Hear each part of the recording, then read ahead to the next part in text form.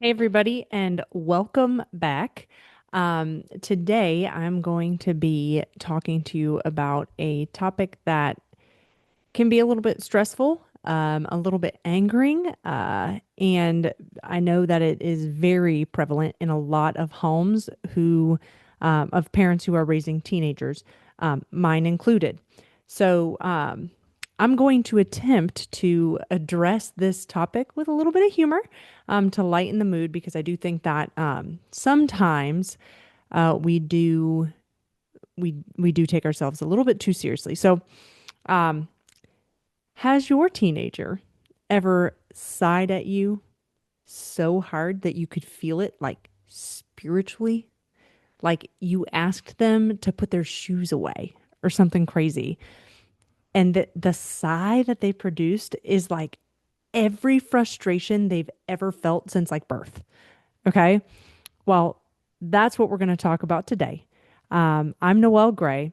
I am a biblical behavior coach and apparently also a specialist in teen size. So today we're going into one of the most common and most exhausting parenting challenges out there. So, teenager backtalk and disrespect. And I promise you, by the end of this episode, you're going to see this behavior completely differently. Not as a failure, not as a disaster, but rather like as an invitation. So hang on there. We're going to get into it and I'm going to make you feel completely better about yourself. All right. So, quick housekeeping. If anything from today's episode helps you, I would love for you to DM me the word help on any of the platforms. Again, you'll find that at Parenting by the Book. Note the name change. I'm pretty excited about it. It came to me one day, and I wasn't expecting it, but it rolled off the tongue. Parenting by the Book. And I can send you my guide, the Back Talk Blueprint. And it's a 3-step conversation model that you can use with your teenager probably this week, maybe today, maybe within the next hour. All right. So let's talk about the first thing I want to talk about is why backtalk surprises parents. Okay. So I had a mom in my office last year. A lovely woman. She was patient, faithful, and had done pretty much everything right. And she looked at me and said, "It's like I don't know this kid anymore." She looks at me like I'm her enemy. And the thing was that like she was blindsided by the back talk, not because it's rare, but because there is a gap between who your child was at 8 and who they are at 14. And a big gap. That gap is it's developmentally normal. It really is, but normal does not mean that it's accepted. You still address that. And, culture, don't get me started on culture. Culture tells parents that's just what teenagers do. And that's one of the most dangerous half truths in parenting. And just it takes something that can be trained and turns it into something that must be endured. And so for me, culture and proverbs are completely disagreeing there. So Proverbs 22:6 tells us that you are to train up a child in the way that they should go. Even when he is old, he will not depart from it. Paul didn't put an asterisk on that verse and say, well, except teenagers on a Wednesday when they didn't get enough sleep. He didn't put that in there.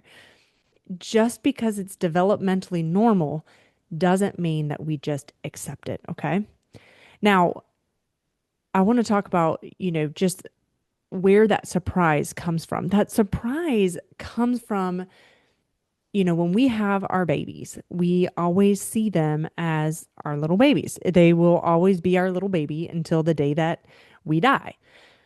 And those reels that they show, like, what he thinks I'm looking at or what he thinks I see or what she thinks I see, on graduation day.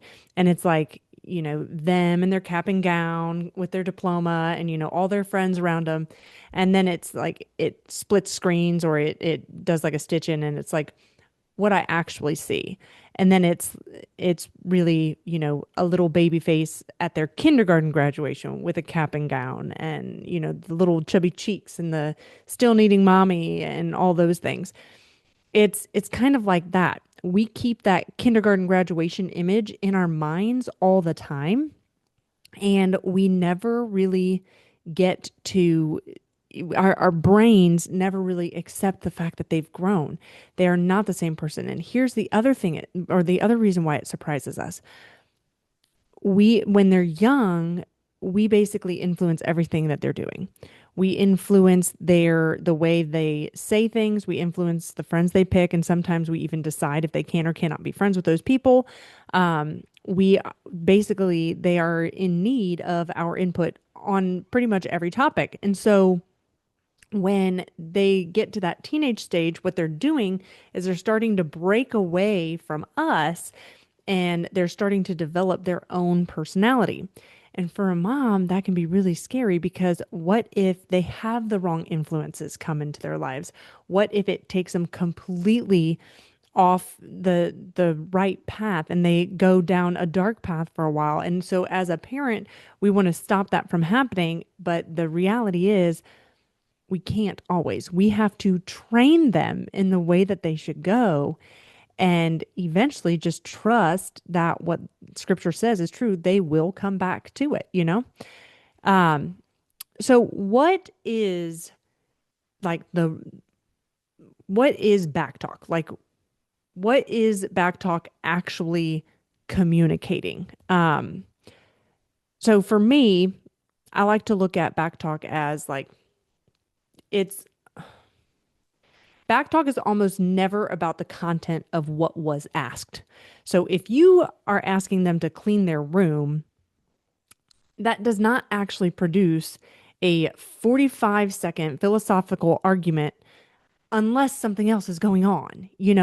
What your teen is communicating to you, or, in translation, essentially, is I don't feel heard, or it could be I'm overwhelmed and I don't have the vocabulary to say that. We think that because our kids are older and they've gone through however many English courses now that they have this, vast vocabulary. But what we fail to understand is that feelings and emotions and these experiences that they have, when it's the first time they're having that experience, they don't have a word to apply to it. So we actually have to help them. The other thing that they could be communicating that's being lost in translation is I'm testing the structure because I need to know that it's solid. Kids need structure. Kids want boundaries. Kids thrive in environments where there are boundaries. And so they sometimes just need to know that that's still there and that it's still solid and that they're still safe, essentially, is what they're doing. Or they could be, communicating that they're frustrated about something entirely different. And that's just how it came out. I know that it probably shocks you, but a lot of teenagers don't even know that they're about to have a backtalk moment. It just happens. It just bubbles up and it's gone. So the other thing, that's important to note about backtalk is it's actually a power bid. They are they're working and they're fighting for power. And adolescence is developmentally anyways, it is a bid for autonomy. And that's what I was kind of explaining, how like they're breaking away from you and they're becoming their own person. And sometimes the first version of themselves apart from you that they choose to become isn't your favorite. And you're not going to like it. And it's going to take a few versions of themselves to get to wherever they're going. But your teen is figuring out where they end and you begin. And I used to say that to my daughter all the time. Like, at some point, you need to realize, like, this is where I end and you begin. And I would use that phrase when I was talking mostly about responsibility. Like, This is what I'm responsible for in raising you, and this is what you're responsible for in your own life and making your own life choices. And sometimes like that boundary setting or understanding where I end and they begin, that process gets kind of loud. And that doesn't mean that you move the boundary. It means that you hold the boundary within the relationship. And what that means is that you hold it with love. The way you do that is, Proverbs 15:1, where it says, a gentle answer turns away wrath. And that is hard for us to do because I like to say that kids are just tiny adults and adults are just big kids because we still have the same struggles. We still have the same needs, desires, wants. We still get frustrated. We still have bad days. It's just the adults, hopefully, have learned how to manage those things a little bit better. And they've had the experiences where they can apply the the term or the vocabulary to whatever that experience is so they can deal with it a little bit better, a little bit quieter, a little bit calmer, and with a little bit more of a specific process. And so, all of that being said, like the power bit is going to happen, but you have to still establish the fact that there is a boundary, hold the boundary, and don't let that boundary become the thing you're fighting over. That's where, you come into play and you guide and you coach through those moments. So, um, so my personal favorite that happens when I talk to my kids, when I go to, ask them, what's wrong and my youngest daughter does this the most. I'll say, what's bothering you, is something wrong or what happened? And it's just like, and it's my favorite, you know, I'm fine. And she doesn't mean that she's fine. She doesn't want to talk or she's not wanting to, share at that moment. And sometimes that in and of itself can be a power bid. That I'm fine and I don't have to tell you, and I'm not going to tell you because this belongs to me. That can sometimes be a power bid. Sometimes it's a I'm scared. Sometimes it's a I'm embarrassed. But either way, that fine is not actually fine. And so, I anchor, this entire thing. I anchor it in Proverbs 18:3, where it says to answer before listening, that is folly and shame. Before you address their behavior, because remember, behavior is just a manifestation of something in the heart. It could be an emotion. It could be, an idol. It could be an attribute or a character trait that is manifesting. It could be pride. It could be all sorts of things, but it could be fear. It could be sadness. It could be all those things. So before you address the behavior, do you understand what's underneath it? And so I encourage you to go through this verse, Proverbs 18:13, to answer before listening. That is folly and shame. I encourage you to go through this verse and just kind of sit with it a little bit and kind of, reflect on what that means to you. Okay. All right. So the Bible says in Ephesians 6 um, that, and as parents, we like to cherry pick. And I'm guilty of that sometimes too. But one of the things that's bad about teaching your kids scripture is that they'll quote it against you and you can't argue them. But it's also a good thing because you know that they know scripture, but they do throw it in my face sometimes. I'm not mad about it. Maybe a little bit hurt about it because they were right or whatever, but um, you can't cherry pick scripture. So in Ephesians 6, there is a full picture of how parents and children interact.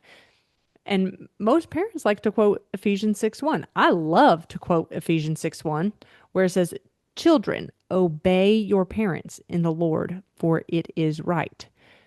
And they should. Absolutely, they should. But Ephesians 6:4 is right there too. 3 verses later, it says, "Fathers." and it's referring to fathers and mothers because remember in biblical times women were lesser than, so they, oftentimes when they referred to fathers it was, you know, mothers and fathers. When they referred to men it was really referring to everybody, but they didn't acknowledge women. So it says, fathers, do not exasperate your children. Another version says, do not provoke your children to anger. Instead, bring them up in the training and instruction of the Lord. So here in Ephesians 6, we see that both verses are in play simultaneously, actually in the same chapter. And so you can't just cherry pick and say, well, this time it's this or this time it's that. It's in play every time. And you cannot hold your kids accountable to the command in verse 1 if you are ignoring your assignment in verse 4. So what let's look at what exasperating looks like in practice. So exasperating would look like, enforcing without explanation. Um, Kids need to understand the why behind the what. You can't just say, do this and not explain where you're coming from. I am guilty of saying, because I said so, or because I'm the mom. I don't think that I say that as often as others, but I do say it. I think that we're all guilty of saying that. And then the other thing, you can't punish without training. You can't just send a kid to their room or take away a phone or something like that without walking them through and coaching them through what they did to earn that punishment. You have to help them get better from that moment. The punishment, the purpose of the punishment or the discipline is to disciple means to teach. So it's to teach them, to coach them, to guide them, to advise them. So demanding respect without modeling, respect, or demanding respect while modeling contempt. That's even worse. You're demanding respect. Meanwhile, you're you're giving them the silent treatment, or you're, um, you know, just being rude to be rude, and you're, just walking away from them or saying, not now, not now, putting them off and putting them off, putting them off. I'm guilty of that. Um, that is one of the things that is going to exasperate your child. The other thing too, and I think that, you know, we maybe get busy sometimes, or we forget this part, or we just assume that it's gonna be there, is when we address the behavior without addressing the relationship. A lot of times after we address the behavior, things might get heated, or it might require a consequence, or it might lead to having some sort of disconnect. If you don't come back to address that relationship and reconnect, that divide stays there. So then when the next time they do something comes up, you have to address them. You have to give them a consequence, or what have you. There's going to be more disconnect. And if you don't address the relationship or reconnect after that, that divide gets bigger. And then it happens again, and it gets bigger and bigger. So every single time that you have a situation, you have to, if there's a little bit of disconnect, or even if it was an argument, or some ugly things were said, or you handled it poorly, or you lost your temper, whatever it is, you have to bring back and reconnect in that relationship. I'll give you an example. The other day, my daughter came downstairs. I forget what she was even asking. I just knew that I was working. I was in the zone, and I was rude to her. I said hurtful things to her. I rushed her away. And about 4 or 5 minutes later, I had to call her back down, even though I had told her a million times that she needed to not interrupt me while I was working, and treat, just because I work from home, and that's the stairs that leads up to their bedroom, and this leads into our living room, and my dining room's over there. Like, my office is just open. Even though I'm here and my office is open, doesn't mean that I'm available. And I've said that, and I've preached that, and I've done all that I can to, keep my work consistent and be able to do both, be a mom and work from home. But, just because I said that doesn't mean that when she doesn't go, or when she goes against that, that I have the right to just completely be rude and go off on her. So I called her down a few minutes later and I apologized because that was my fault. So I had to make sure that we reconnected. Um, all that to say, the Bible does say, do not provoke your children to anger. Do not exasperate them. Um, don't make them so frustrated or so tired of hearing from you that they explode or they're provoked to anger. All right. Colossians 3, verse 20. It says, we're just going to dig a little bit deeper here. It says, children, obey your parents in everything, for this pleases the Lord. The obedience of your child is actually an act of worship. That is what you should be telling them, not obey me because I'm your mother. You are obeying your parents as an act of worship to the Lord, who is much greater than me or you or anybody else, right?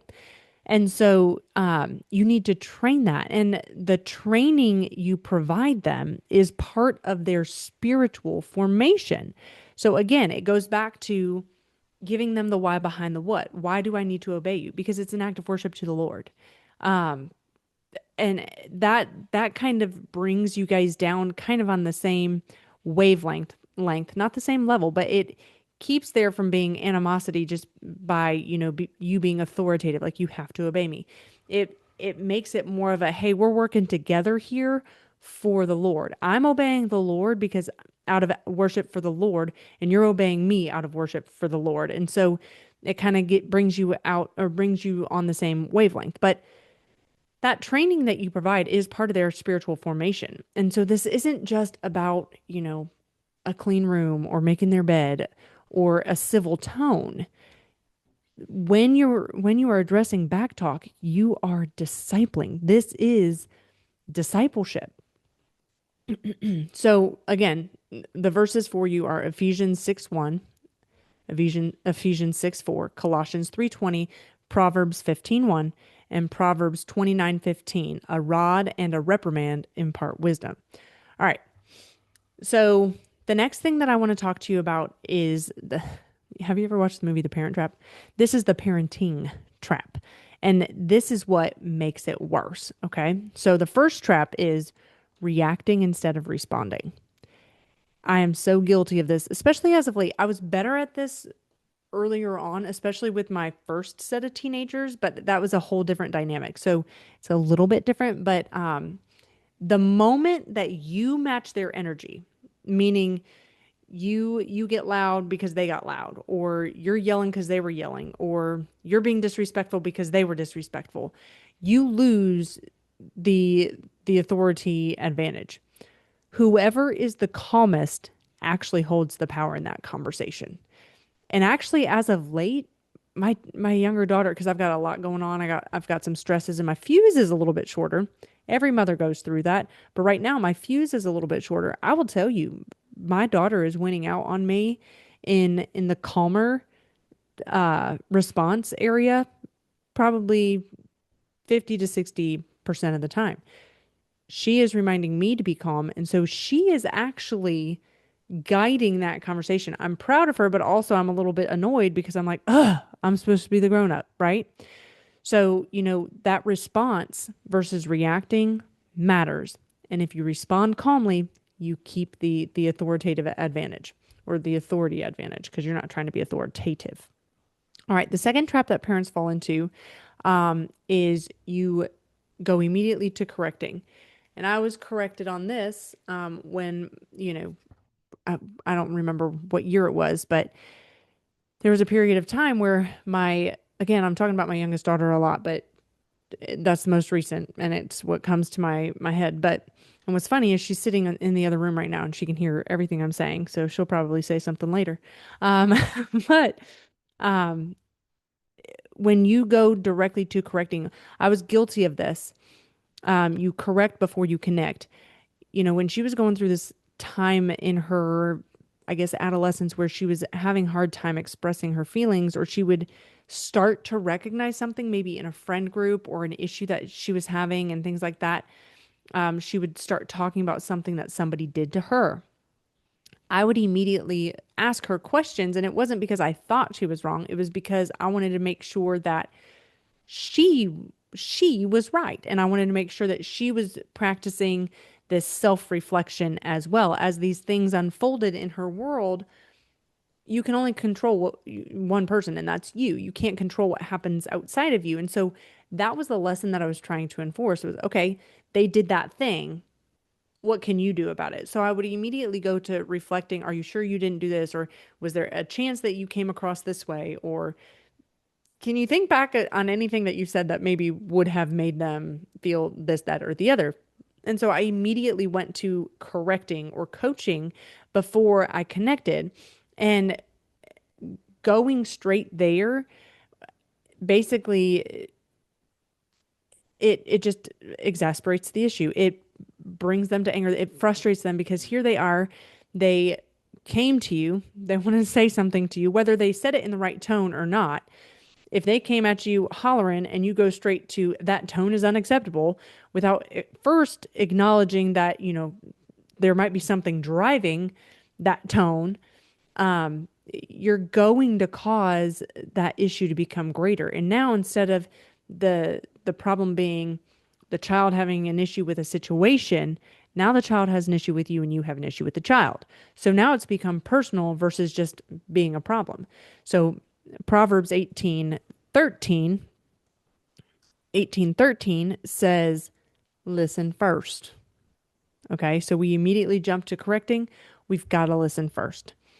All right, trap number 3. And I see this a lot in exhausted mothers, especially single mothers. And I can remember when I was a single mother, this started to happen to me. And I really struggled with consistency. And inconsistency is the most effective way to escalate back talk. Because if you respond to it differently every time, the teens are going to pick up on that and they're smart. And so they learn really quickly what's going to work with you. If whatever sometimes produces a lecture and sometimes produces nothing, they'll keep trying it. So if you want that behavior to stop, then you're going to have to be consistent with your response. If whatever is a problem with you, then it has to consistently produce a consequence or discipline or some sort of maybe a lecture. Those aren't always effective, but if that's what it is, then that's what it is all the time. It can't just be because I was in a mood or because I didn't feel like engaging today because I'm tired or anything like that. You have to be consistent. Teens will test you every day of the week. They will test you. All right, trap number 4. Making the conversation about you. And again, I'm only saying these things because I've done all of these things. It is very easy for a mother to say, I work so hard, or we know what goes on in our minds, and we know all the things that we stress about for our family and our kids and our this and our that, and we know how mentally taxing and emotionally taxing this parenting thing is. And so, when we start to make the conversation about us and we're like, I work so hard for this family and this is the respect I get, or this is how I you repay me. That feeling is understandable. That is human. But when you respond like that, it completely derails the training. It changes that conversation into a guilt trip. And so now, instead of having a coaching conversation, you're sending them on a guilt trip, and guilt trips do not produce lasting behavioral change. It will produce a behavior modification, but it will never produce a permanent behavioral change. And we're going after heart change. We're going after permanent change. We don't want to have this same conversation over and over and over again. And so when we don't want to have this conversation over and over and over again, we have to change the way we address it. And so we cannot flip that conversation and make it about me. So I have been guilty of every single one of these. I want that on record. As a biblical behavior coach, also formerly a tired parent who said, "Do you know how much I sacrificed for you?" Into the void, because nobody was listening. We grow and we learn. Okay. Okay. Now, so let's talk about the solution. I've given you all the problems. Let me talk to you about the solution. So, the back talk blueprint, it's 3 steps. They actually work and it is absolute gold. Step 1, pause. Okay. Before you respond, take a 3-second pause. 1, 2, 3. That's it. And that's not because you're weak. It's because you are choosing to be smarter. In that moment, you're letting your wisdom take over. Okay? You know that Proverbs 15:1 says, "A gentle answer turns away wrath." Your pause in that moment is actually a leadership decision. It's maturity, it's wisdom. You're taking the lead. And remember, whoever stays calm is in the lead. All right. Step 2, you have to address the tone before the topic. Don't have the argument about the room. Don't go into I wanted you to make your bed or I wanted you to clean your room. Have a very brief, don't go on and lecture, very brief, clear exchange about the tone first. Hey, I hear you're frustrated. That tone doesn't work in this house. Take a minute. You're basically coaching them. Oh, you're basically coaching them through what you just did. Okay. I need you to take a moment, take a minute, and when you're ready to talk to me respectfully, I'm here. Now, you have to be careful how you deliver that line. You can't say, "Hey, I hear you're frustrated, but that tone doesn't work in this house." You can't do that. It's, "Hey, I hear you're frustrated, but we can't have that tone in this house. Why don't you go take a minute? And when you're ready to speak, and we can do so respectfully, then we'll have the conversation." It can't be, "And when you're ready to speak to me respectfully, then we can talk." You can't do that. And so these are the words I'm giving you, but the tone you use actually matters. If you're going to, address their tone, you have to use the appropriate tone as well. And so you have to, you have to show them or model to them just as much as as you talk to them or teach them or train them. So you take a minute when you're ready to talk to me respectfully. I'm here. And then you stop. You don't lecture, you don't go on and on and on, and you give one clear statement, then silence. It's done. Now sometimes that requires you to go into other rooms and take multiple minutes. Sometimes it's you're just breathing here in the moment. You take a literal minute. You're like, "Okay, I'm ready." And then you carry on. But whatever is needed in that moment, you need to make sure that you provide space for. Okay. Step 3, enforce your expectations consistently. Every time, not every other time, every single time. Not when you have the energy for it, every time. And I know that we don't always have the energy for it. And with the same calm firmness, you can have calm and firm in the same happening simultaneously. Remember, teenagers are testing the structure. It's a power bid. You need to show them that it is solid. A consequence that is clear, a consequence that is connected and consistent teaches what you expect and teaches them in ways that lectures never will. You can talk at somebody all that you want, but getting it to sink in only comes through consistency, firmness, calmness, connection. That's what you need, okay? All right. So, in summary, all right, backtalk is translated frustration about something.